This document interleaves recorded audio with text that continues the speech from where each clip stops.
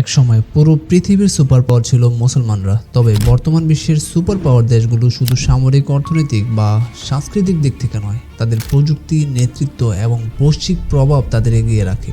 আর এই দৌড়ের শীর্ষে রয়েছে যুক্তরাষ্ট্র। যুক্তরাষ্ট্রের সামরিক শক্তি, বৈশ্বিক অর্থনীতি এবং সাংস্কৃতিক প্রভাব তাকে 1 নম্বর অবস্থানে রেখেছে।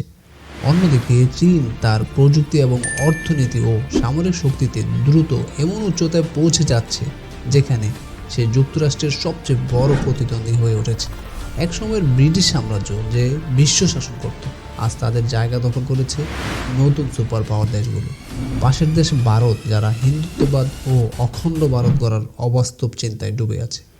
আর আমাদের প্রিয় বাংলাদেশ সুপার পাওয়ার হওয়ার চিন্তা তো অনেক দূরের কথা। স্বাধীনতার 52 বছর পরেও একজন প্রকৃত নেতা খুঁজে পায়নি যে হবে সৎ, যোগ্য এবং আল্লাহর পথ অনুসরণকারী, যে দুর্নীতির মাধ্যমে নয়, কোরআন ও হাদিসের আলোকে দেশ পরিচালনা করবেন।